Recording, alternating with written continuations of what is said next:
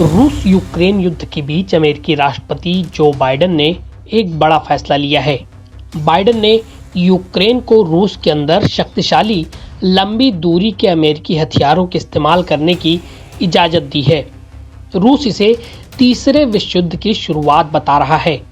America के राष्ट्रपति Joe Biden ने यूक्रेन को रूस पर हमला करने के लिए अमेरिका की ओर से दी गई लंबी दूरी की मिसाइलों के इस्तेमाल को पहली बार इजाज़त दी है। मामले से वाकिफ लोगों ने ये जानकारी दी। बाइडेन की ओर से लिया गया यह निर्णय अमेरिका की नीति में एक बड़ा बदलाव है। ये फैसला ऐसे समय में लिया गया है जब मौजूदा राष्ट्रपति बाइडेन का कार्यकाल खत्म होने वाला है और राष्ट्रपति पद के लिए नवनिर्वाचित डोनाल्ड ट्रंप पहले ही यूक्रेन को दिए जाने वाले अमेरिकी समर्थन को सीमित करने तथा युद्ध को जल्द से जल्द खत्म करने की बात कह चुके हैं। अमेरिका की ओर से यह इजाज़त तब दी गई है जब पुतिन की सेना को मदद देने के लिए उत्तर कोरियाई सैनिक रूस में मौजूद हैं।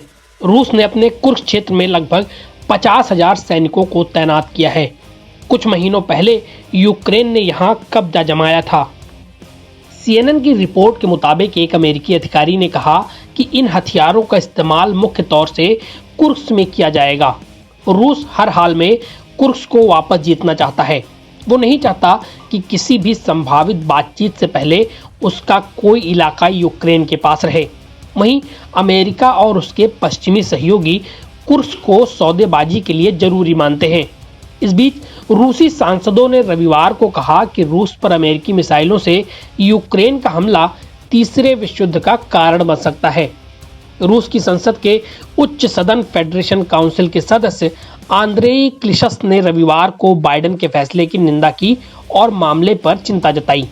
एक टेलीग्राम पोस्ट में उन्होंने कहा, पश्चिम ने इस स्तर पर तनाव बढ़ाने का फैसला किया है जिससे यूक्रेन पूरी तरह बर्बाद हो जाए। एक अन्य सदस्य व्लादिमीर दजबारोव ने साफ किया कि इस मामले पर रूस की प्रतिक्रिया तत्काल होगी। रूसी सांसदों की चेतावनी है कि इससे चल रहा युद्ध और बढ़ेगा। दजबारोव ने कहा, यह तीसरे विश्व युद्ध की शुरुआत की दिशा में बहुत बड़ा कदम है। रूस के अंदर आर्मी टैक्टिकल मिसाइल सिस्टम या एटकैम्स के इस्तेमाल का निर्णय कई महीनों से विचाराधीन था। अमेरिकी अधिकारी यूक्रेन को इजाज़त देने पर बटे हुए थे। कुछ को इससे युद्ध बढ़ने की चिंता थी, जबकि अन्य को हथियारों के घटते भंडार की चिंता थी। युद्ध के शुरुआती 2 वर्षों में अमेरिका ने यूक्रेन को यह मिसाइल देने से इनकार कर दिया था। सितंबर में इसी साल रूसी राष्ट्रपति पुतिन ने साफ कर दिया था कि अगर पश्चिमी देशों की ओर से रूसी क्षेत्र में लंबी दूरी की मिसाइलों के इस्तेमाल की इजाज़त दी जाती है तो इसका मतलब होगा कि वो सीधे रूस से लड़ रहे हैं। NBT ऑनलाइन की रिपोर्ट।